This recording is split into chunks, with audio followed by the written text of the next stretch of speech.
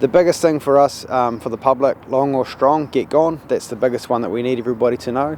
But one of the things we want to really do is start sharing our plans so that people know what we'll be capable of and what we won't be capable of. And the scary thing is we don't have a squadron of helicopters ready to go. We don't have tanks to roll in those things. They don't exist. There's not that capability within the whole of Aotearoa. For us, what we're looking for is, for our community, you need to have a plan of what you're going to do. So looking at if there was a big wave, you've seen the inundation zones, what's your plan should that happen? And it could happen at any time of the day. We've got a big earthquake, you've got to get going. Where are you going to go to? What's your plan to have with your whānau? And what supplies are you going to have? Unfortunately, can't rely on us to be able to do things with small, limited capacity. We'll have some things set up, but you need to really think about how you can put your whānau, keep them safe, and then what's your plan for moving forward. And when you get big events like this, it's hugely important that we get the key players in the room. And so over the last 3 days, getting various agencies together to talk about this and how we're going to respond is just absolutely invaluable. There is not a lot of time between the event occurring and getting to safety.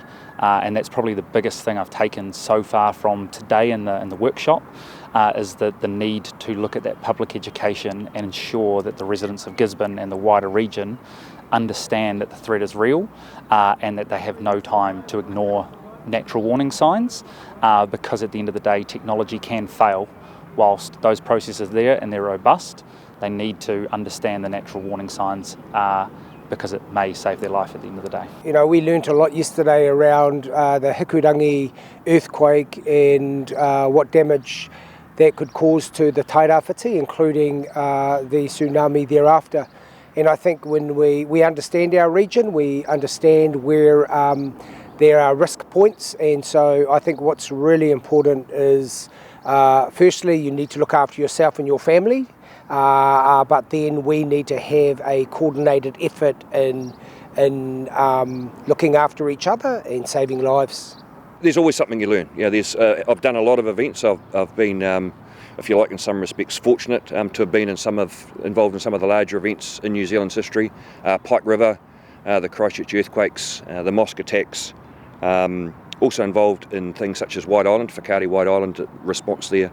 And I think the lessons that I've got out of that, sort of the common themes, is around getting your structure in early. So when you have an event, getting that command chart done. Sims is a really good model for that.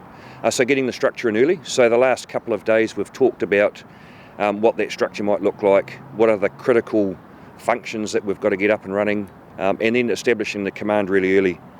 I've also, again, highlighted the last few days just the value of that planning function. We've found, in my personal experience, is found it's really critical that you have planning for what you're responding to, but equally you need a group that's actually sitting in the background thinking about the future, thinking about contingencies, thinking about our people. As you know, events such as this are going to be long-term events. So the last few days we've talked about how do we make sure that we can relieve it. An area such as Tairawhiti is going to be cut off for many days, and so very much going to have to be functioning up here with what we've got on the ground. The process that we went through with the emergency services over the last few days was a bit of an appreciation process. So again, just sitting down and actually thinking of all of the factors that you're trying to deal with, asking that so what question, so what, and therefore a task will drop out of it. The other pieces of advice, or the other things that we've picked up the last few days is, and I think it's the thing that underpins what we've achieved over the last few days, is plans are actually really good, but it's actually the process you go through and the people that you meet along the way. Having been involved in a large number of events, the 2004 floods in the Manawatu when I was group manager down there, we were the first group that had a plan, and that event went on for a couple of weeks, and we didn't pull the plan off the shelf once, but it was the process we went through. We knew sort of roughly what we were about, but most importantly we knew the people in the room, and that's the strength of the group. That's the strength of the KEG, that's the strength of the Emergency Services Committee. Is at 2 o'clock in the morning you've got a police sergeant standing there with a fire service station officer, you've got the local emergency management officer there. They're the people that are running it, and they know what they're about. And you know, the last few days, the iwi group, Lifelines and welfare all working together, that's going to be the success of response to events like this. I guess one of the objectives I had in terms of starting this whole process and getting the workshop together, and clearly would be asking more questions than we'd actually get answers in terms of the problem we're seeking to solve.